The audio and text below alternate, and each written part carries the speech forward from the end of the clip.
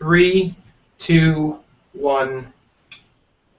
Woo! Yeah, so it looks like Mike's rejoined us, and we were experiencing some technical difficulties. I think there were so many people watching our live stream it broke the internet. So Either that or it was those damn Cosmos twins. So it might have been.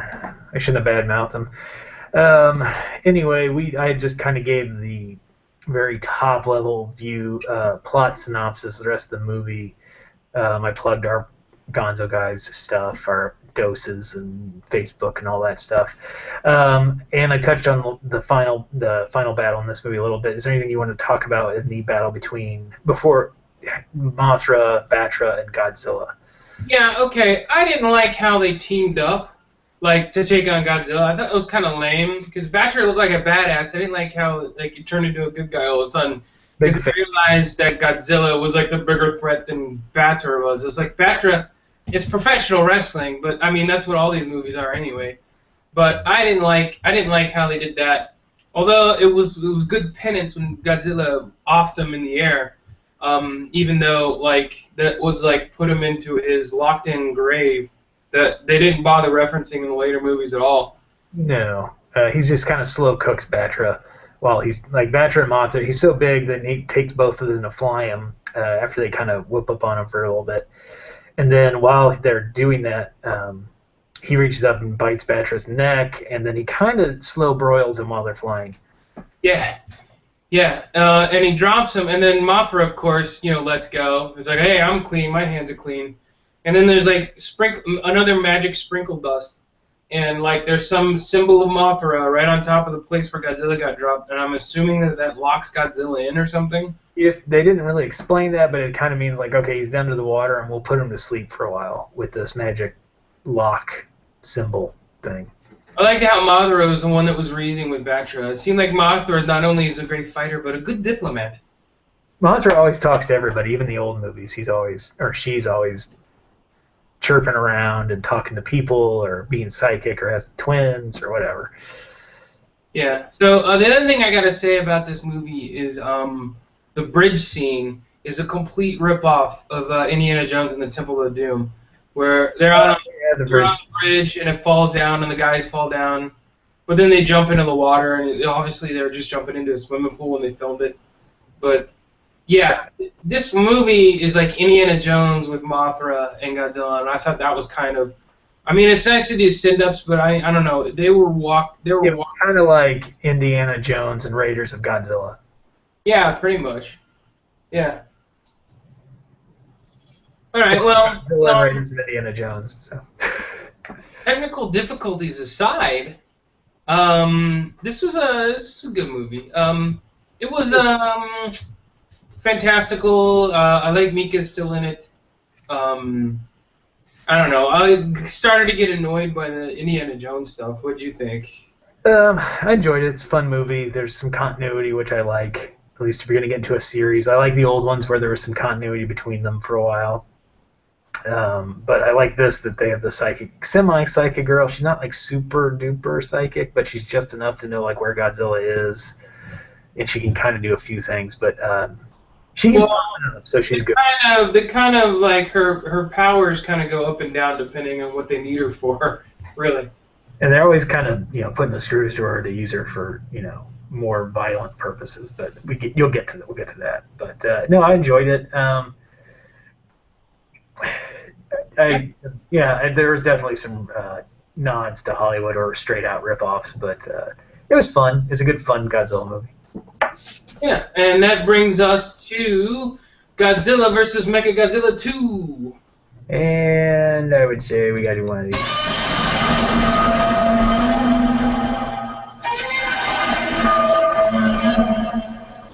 So right away, this movie, they tie in Godzilla vs. King Ghidorah, which I thought was awesome. That made me really, really happy.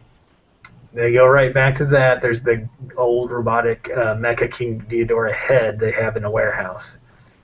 Yeah, and they decide, smartly so, that since they had time-traveling technology in their possession, they might as well make some use of it. So they whip up, they're like, we're going to take this stuff and we're going to whip up a better thing than King Ghidorah.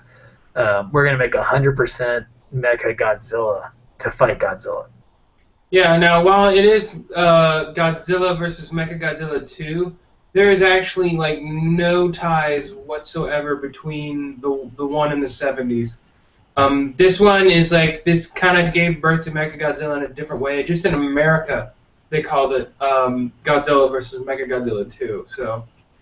And I guess maybe just because it's a second movie that has nothing to do with the first one. I don't know, but it's very obvious they're not linking the two of them. But so they have they're going to build this Mechagodzilla, and they whip one up pretty quick, to their credit. But it's partially because they had this little fighter plane thing that they're like TIE fighter kind of thing. It looked reminiscent of the chest plate from King Ghidorah too, I thought. Maybe a little bit. And anyway, there's one poor sap that's his baby, and they're like, they come down and tell him, they're like, oh yeah, by the way, we built this other thing and your thing's crap, and you've been reassigned to G-Force, which I never realized that G-Force's origin was tied to Godzilla. They made like an anime cartoon of G-Force, didn't they? Maybe. I'm sure at some point there are multiple Godzilla cartoons. I mean, there's the one with Godzuki, which is ridiculous. But then they had the one around the stupid-ass 1998 movie, too, so... No, it wasn't that. This was, I think, an older one. It was called G-Force, and they had spaceships that looked like his little clip-on that we'll get to later. But it was called G-Force, and I don't think they ever did anything with Godzilla. They were just called G-Force. But I probably should have looked that up, but nah. Yeah, well, it's G-Force. He gets sent to G-Force, which apparently is a harder outfit than what he was doing. So, kung fu simulations, spinning, and everything. He's gonna fly by. He's gonna fly a giant. He's gonna fly stuff and fight Godzilla, basically. Yeah, they did. High casualty job. The montage of him, they establish the fact that he's really goofy, and they do it by using the montage with him doing kung fu, getting his ass kicked, losing in simulations, spinning in machines, and going. Whoa! And he loves pterodactyls. So. Yeah. Well, and that plays into something else. Rodan was in this movie, not in Mothra. And I know there's an egg. I just knew the eggs were crossing me up. So there's a lot of eggs in this block of movies. Not a lot of parenting. A lot of monster parenting going on here. It raises its own set of questions, but yeah. So Rodan shows up. They find a pterodon or something. A pterodon or pterodactyl. Basically, it's pterodactyl. They find another mountainside with eggs on it, and one of them is open and gone, and there's another egg still there, and it's got weird moss growing on it. And there's a skeleton for a pterodactyl, and they're like, "Oh, this skeleton's cool. I wonder if this egg's still intact. Let's take it back and study it." Yeah. Let's remove a giant egg from a nest of what looks to be a giant monster and just take it. Because that seemed reasonable. And then it turns out that, oops, there's a giant pterodactyl Rodan flying around. Yeah, all these buttholes are like, hey, there's a big egg in a nest. Let's take it back somewhere away from its mother or father or androgynous beast monster thing. Like, some kind of asexual giant creature that can lay its own eggs.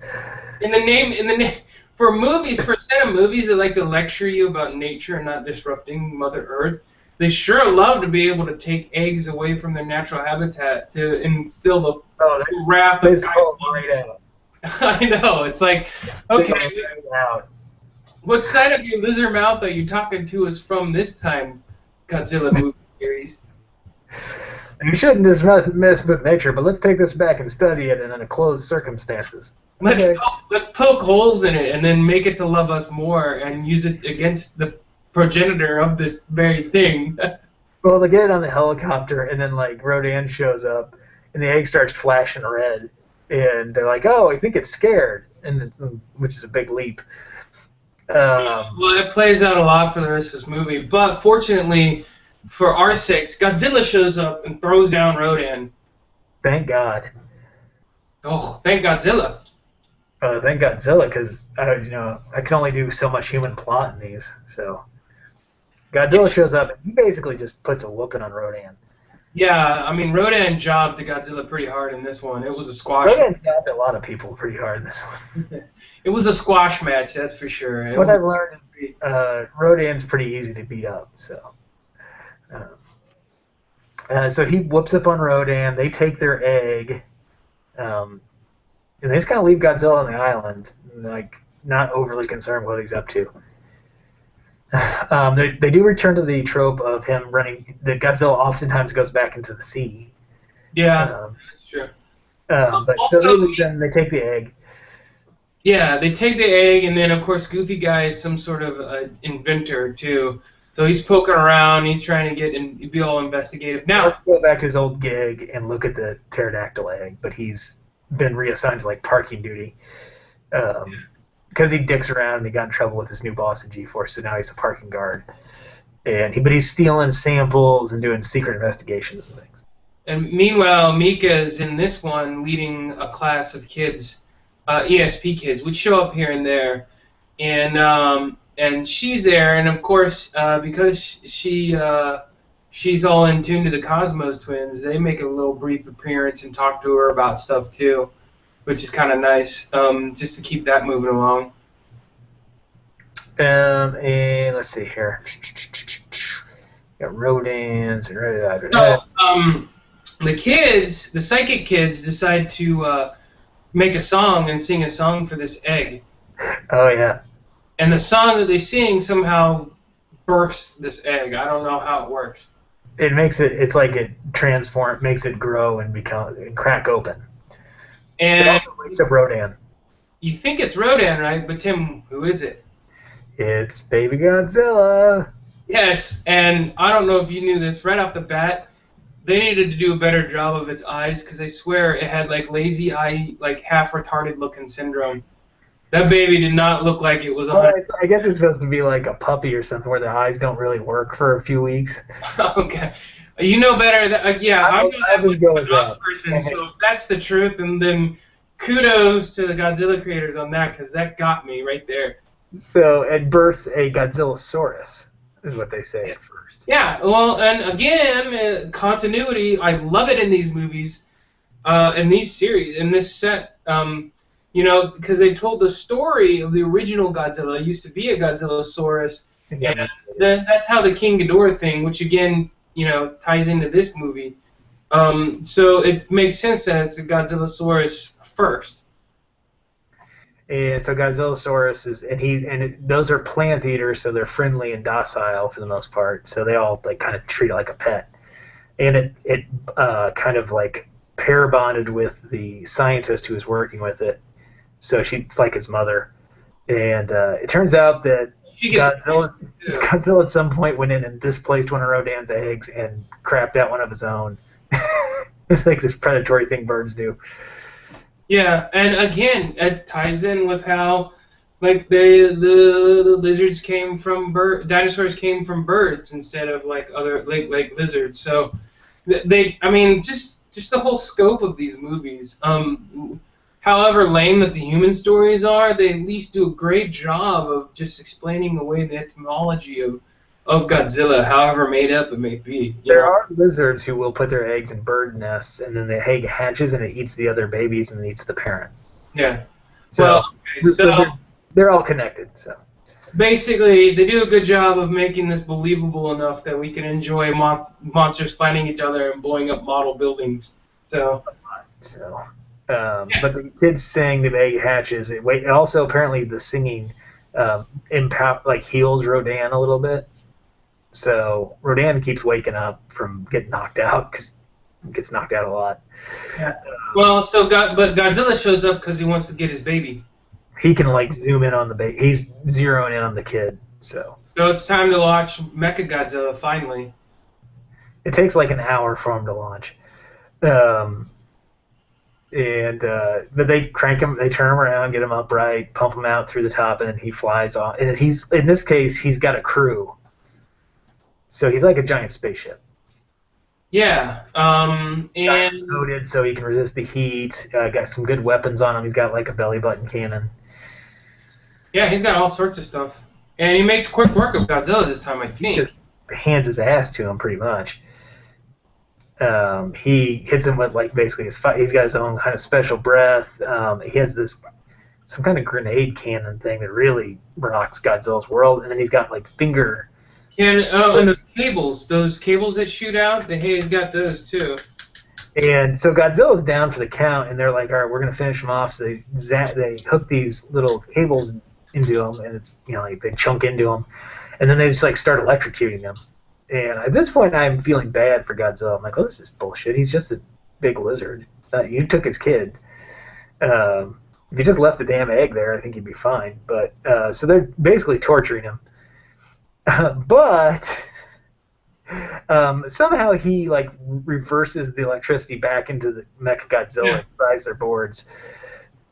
And so he's just like boom, like back up. EMP, right? He just does an EMP blast, probably with some radioactive stuff. Yeah, because they have him down, he's all beat up, and then they try to electrocute him, and he just pushes it back on him.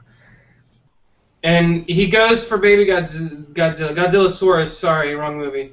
And at the last second, Godzillasaurus says, "Yeah, baby," like eyes flash red because it's scared, and all of a sudden, like Godzilla's like, "Okay, I understand," and then it just takes off. Yep. So cut to the G-Force squad figuring out that Godzilla has a brain in its ass. Yeah, apparently they're telling us that Godzilla has two brains, one in its head, one in its butt. It's huge, like ghetto booty, like thunderfied butt. That's what makes him walk, basically. Yeah. And if they figure if they can take that out, then that eliminates the threat, and they can figure out what to do with them. So their plan is they got to fix Mechagodzilla, and then come back at him, and then they're going to send this time they'll send the electrical cables into his ass.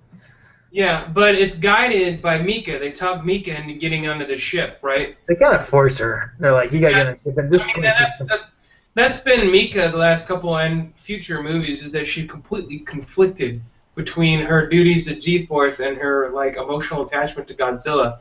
Well, she's kind of on the fence of if it's right to kill him since they create, he essentially was a creation of man. Yeah, I mean, it's a force of nature, and it's like, okay, well, the very things that we've done to create this thing are also what we're trying to do to kill it. Like, and you can look back. I mean, all these new monsters that came up, or these robots or this technology, were all at the hands of being able to destroy this monster instead of leaving it alone. Almost like an Incredible Hulk kind of thing, right? They're creating so many more bad things. Well, okay, some of it might be their fault, but some of it might be also the result of the same time, the creation of this Godzilla beast.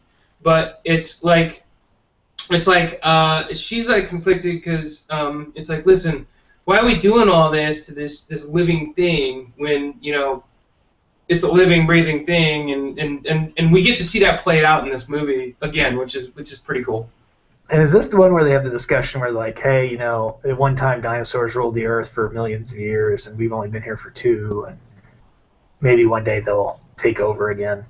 Or I think that has to do with Baby. I don't know, actually. I think it's in one of the two, but they basically say that, like, who are we to say we're the ones who should rightfully be here? That might be in the next one. But either way, they're going to go after his ass brain. So. Yeah, and then, so you mentioned, so one thing I wanted to point out that I hated about this was the stupid flying robot pterodactyl thing that the guy built. No, it's not needed. That was absolutely ridiculous. It's like a pterodactyl moped. It's like a custom lowrider built bicycle with a moped engine and stupid ass wings on it, and they expect us to believe that thing can fly around with such grace and control as that they're doing in the movie. Well, to a certain extent, they did prove that the guy's a shitty builder because his engine blows out. But I like how they did that around while Baby Godzilla was hanging out in its fake residence. It's playpen, like they had trees and like a nest for it to play in.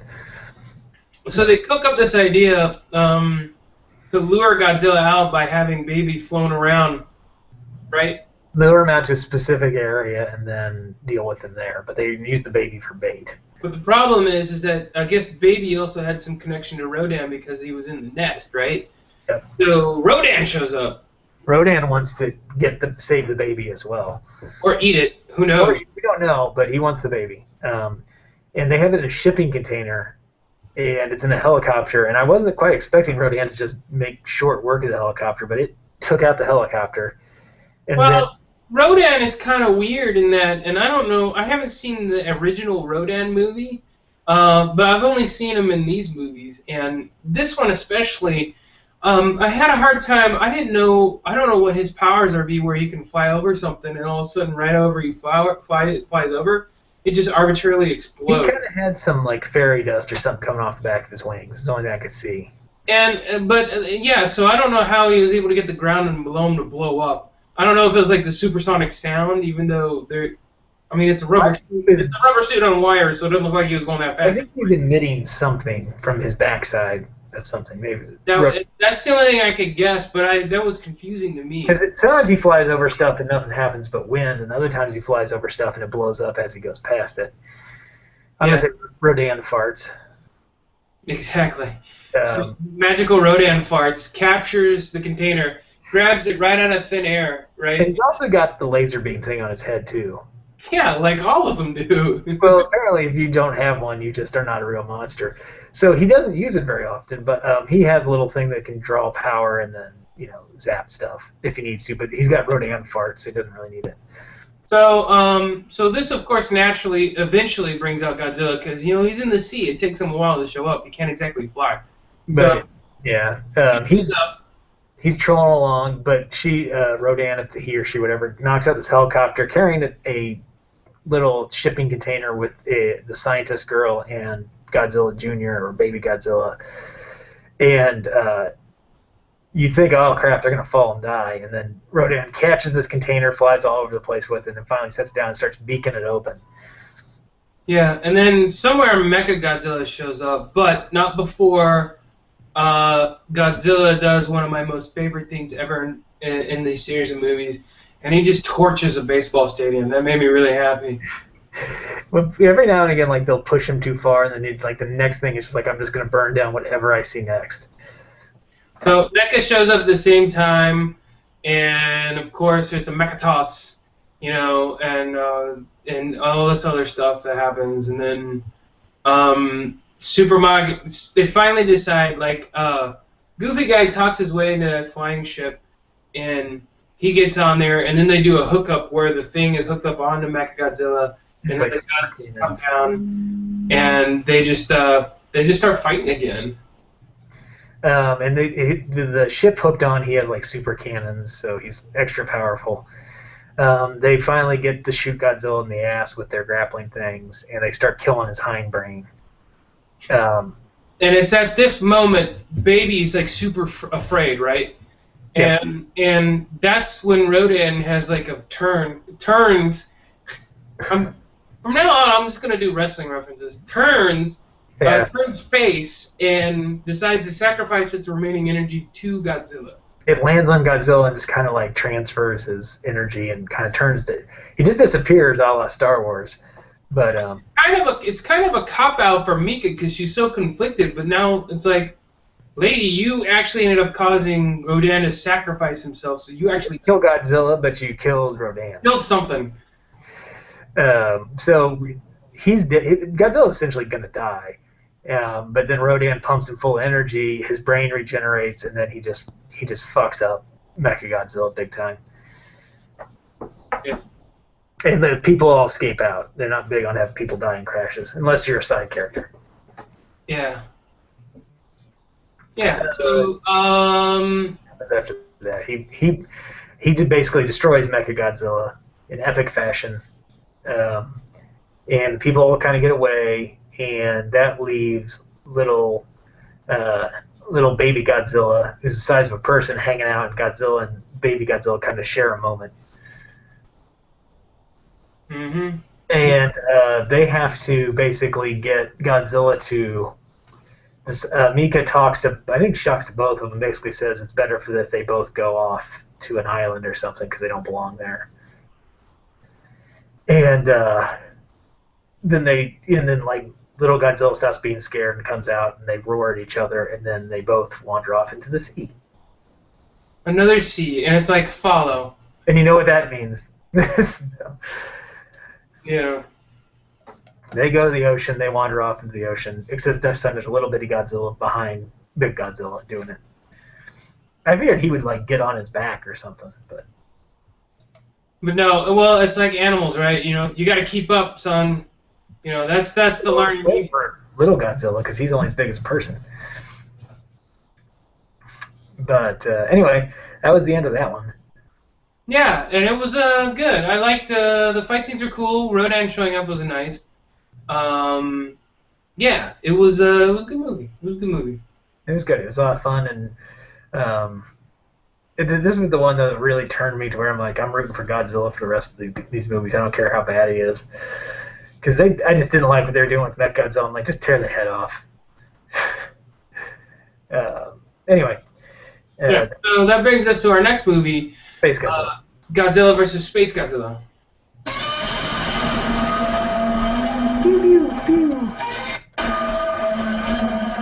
Now, you want to talk about continuity? Like this one, like ties a bunch of whole stuff together. I mean, it's goofy. It's a meteor. SpaceGodzilla's kind of like a meteorite. Yeah. He's a big ball of crystals with a Godzilla attached. Pretty much, and he just shows up out of the blue. But Mothra, is that the name of it? Yeah, something like that. They call him M, but Mothra. Yeah. Mothra is the new giant mecha thing they're going to use to fight Godzilla, and it kind of has like an insect head and a drill. I don't know whatchamacallit. It's got like a drill for a nose and special hands and weapons and whatnot. So they're building that. That's going to be the new thing whenever Godzilla shows up. Was there something else they had figured out with him that they could put Godzilla away with in this one? There's a crazy guy on an island who figured out that he could send this coagulant to Godzilla and kill him. Oh, man, the whole first half of this movie's on the island, and it's annoying as hell. It's a slow start to this one. The end is great, but the start is, bad. Yeah. It's brutal. So, sorry, my notes are all messed up, so apologize for that. Technical difficulties on my notes. That's how we do it today. That's how we gonzo it up, right? And here I'll pull up a little picture of that's a toy. Yeah, so basically they somehow this SpaceGodzilla thing, I don't know how they detect it or whatever, but they kind of explain away that both the cells from Biollante and Mothra end up in space, they mix, they get into a black hole, radiation, boom. Comes out a white hole and you get SpaceGodzilla. Yeah, basically a larger Godzilla with like crystals out of its back. And they end up and that's he ends up starting out right there. So. That's Mothra. Yeah. Yes, that's Mothra. If you're just curious, let me just take him off of the page there. And then like the movie started, like there's crystals that hit. I don't know what. I think it was trying to build a crystal fortress, and it started out on the island where Baby Godzilla was, because they're like somehow the G cells are all together, so that's how they explain it away. So like Baby Godzilla's there, but like G-Force detects SpaceGodzilla, and they explain all these cells and all this other. They call it a theory. That's so hilarious. And this is my theory, and it's just like, what? It's just like, what have you been smoking? So yeah. So Mothra is they fly out in this space because that's believable, and SpaceGodzilla takes out Mothra, and they gotta fly back because SpaceGodzilla is a badass, right? Yep. So while this is all happening, it's basically like island running stuff, and that's where it gets annoying.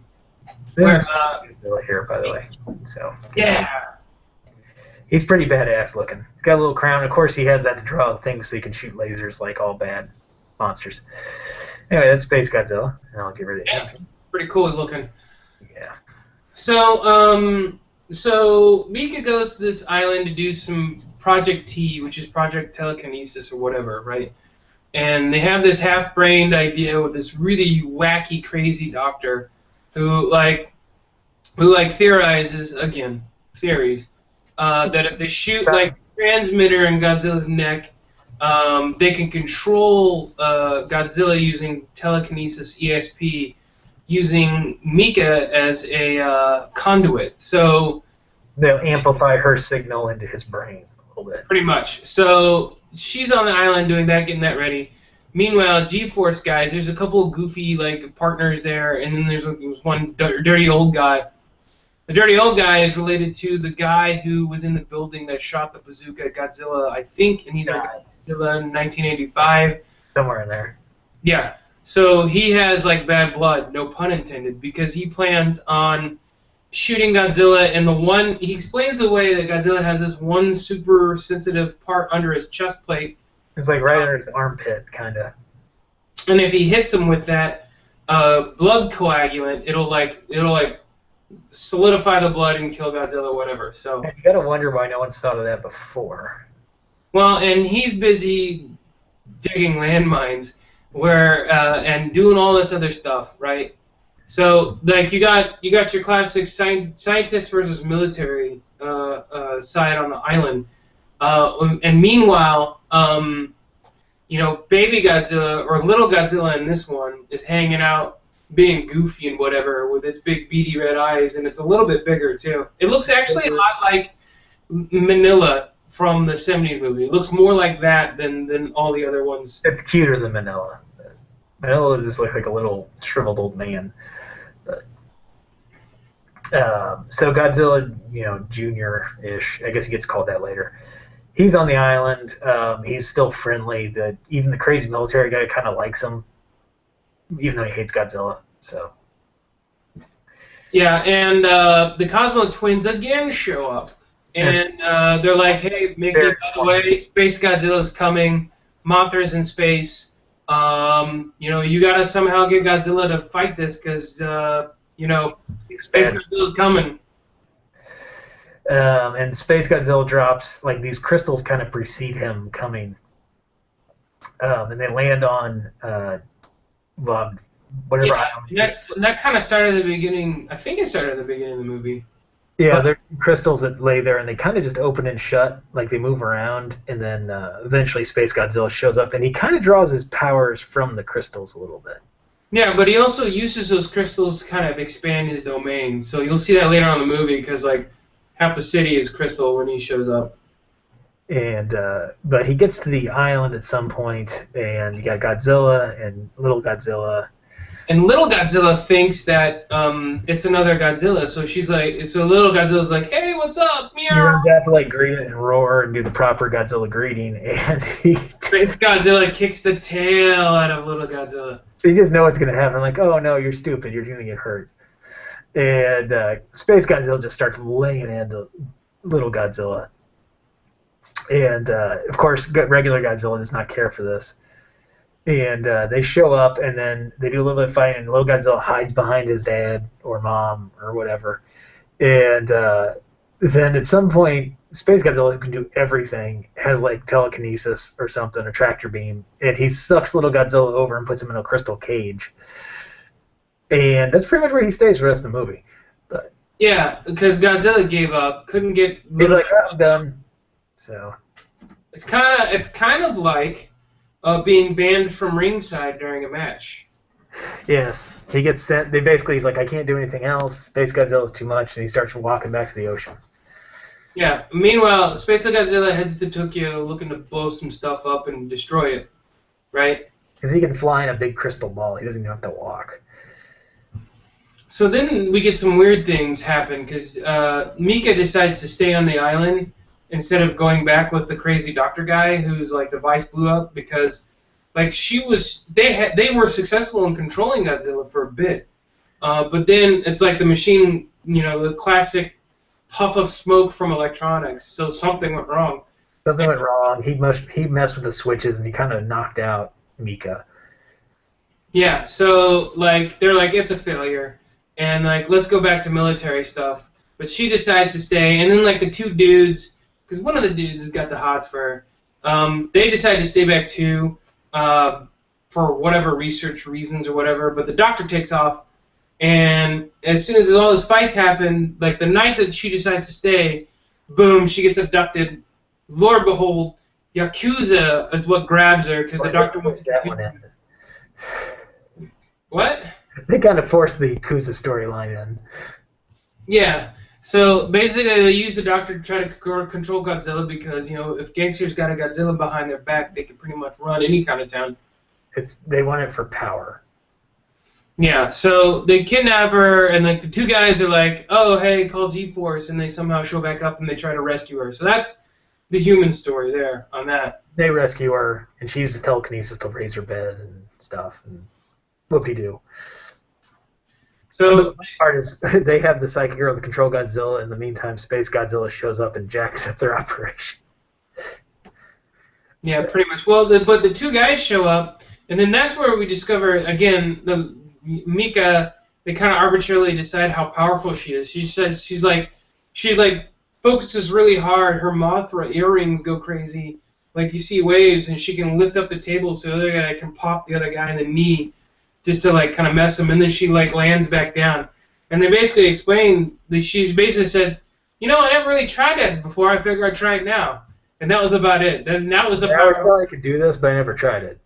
Exactly, like because you didn't need a children full of ESP people. You didn't have a whole like history with Godzilla and being able to communicate. That you didn't think about controlling objects until this certain point where you absolutely needed it. Yeah. Never moved a pencil or anything. So, yeah. So anyway, they rescue her because she helps them with her ESP. So and just get kind of smashed by SpaceGodzilla.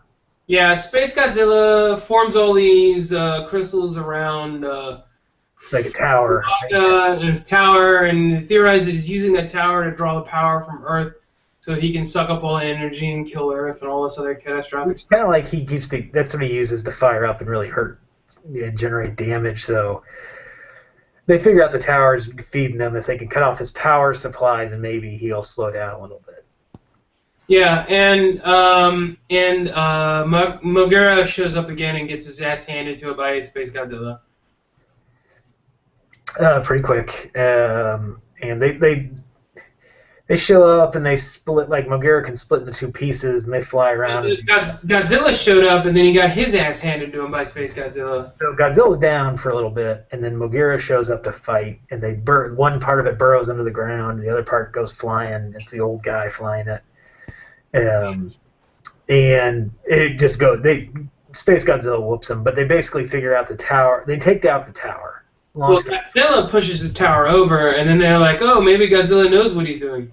And so they're like, well, we got to keep working on that. And then they use their secret burrowing missiles to blow up the shoulder crystals on SpaceGodzilla.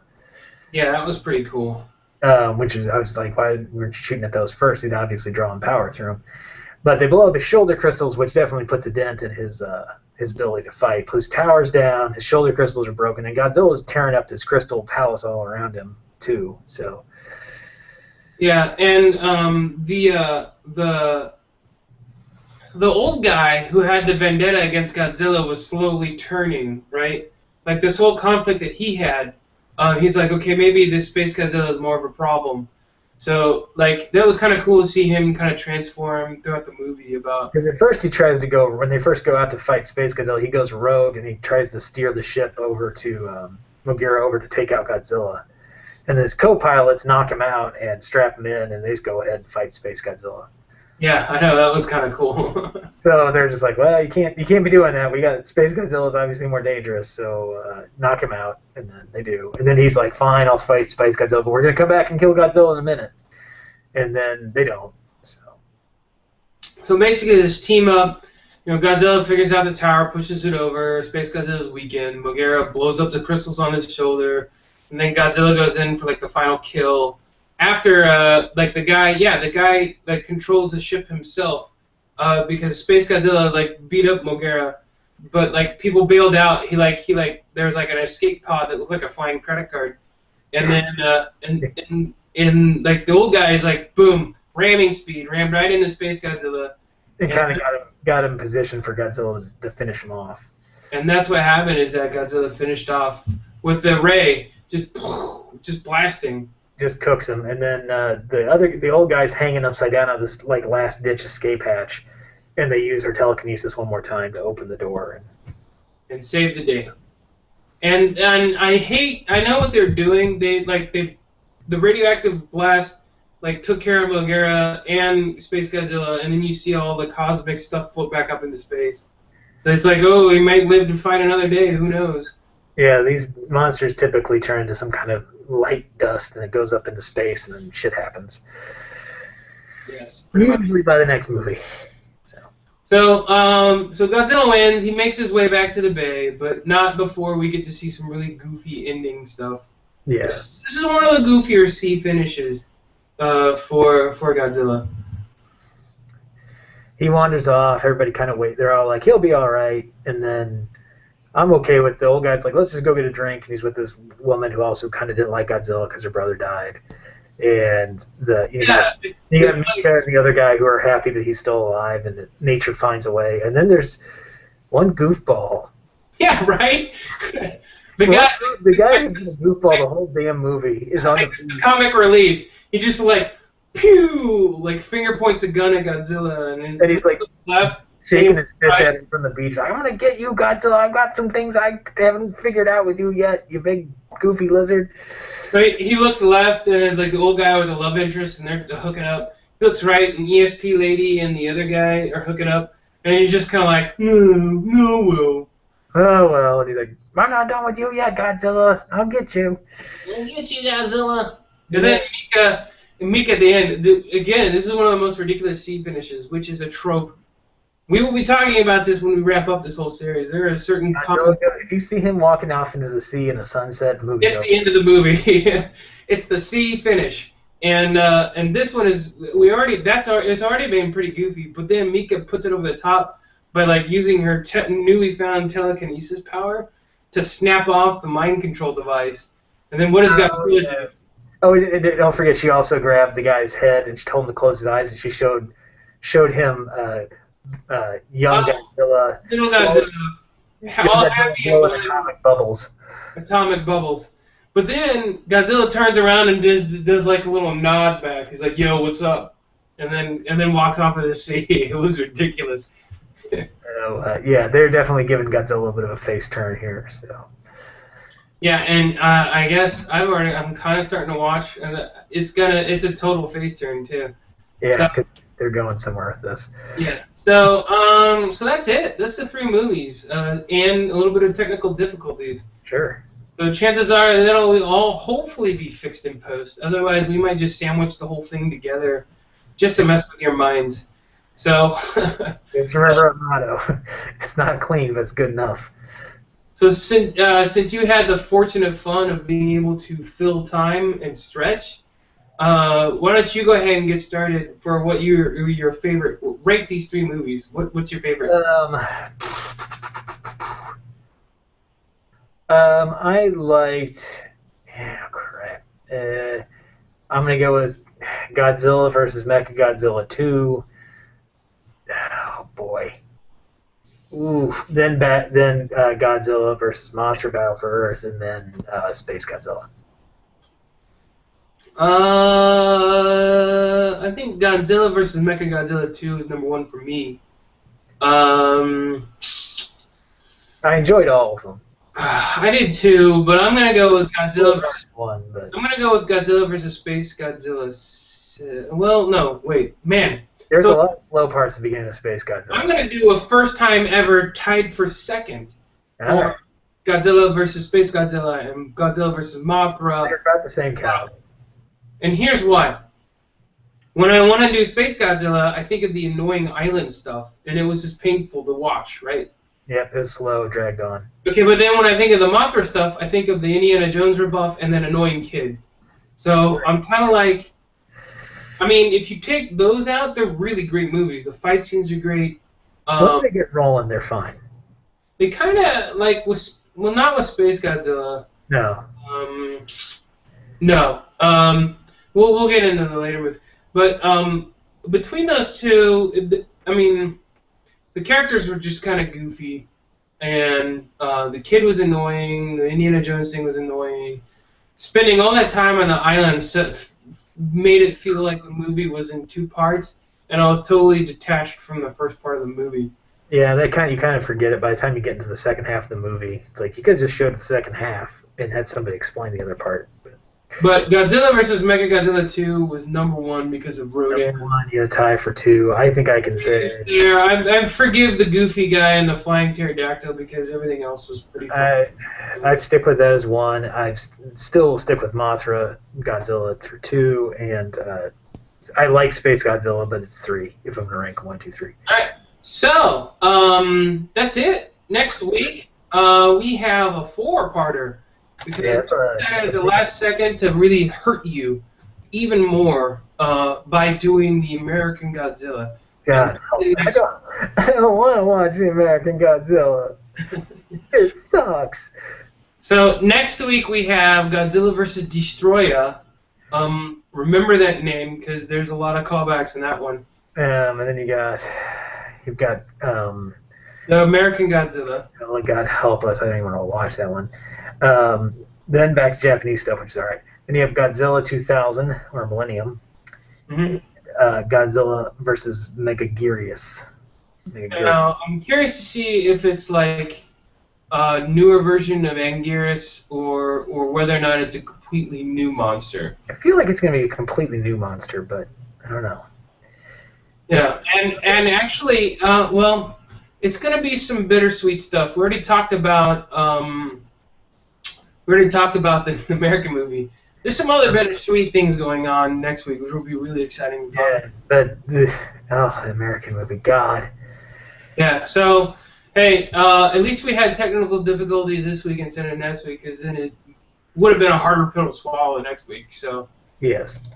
So, well, with that said, Tim, you got anything else? No. Please, I hope for mercy as I watch the 1998 Godzilla American version. I hate that movie. And until then, I guess, see you next time. See you next time. Roar.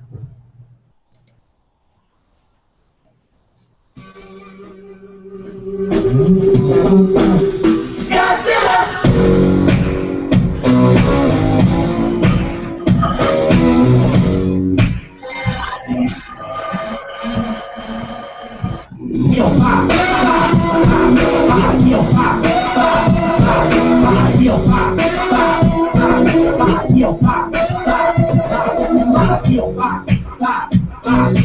Niggas wanna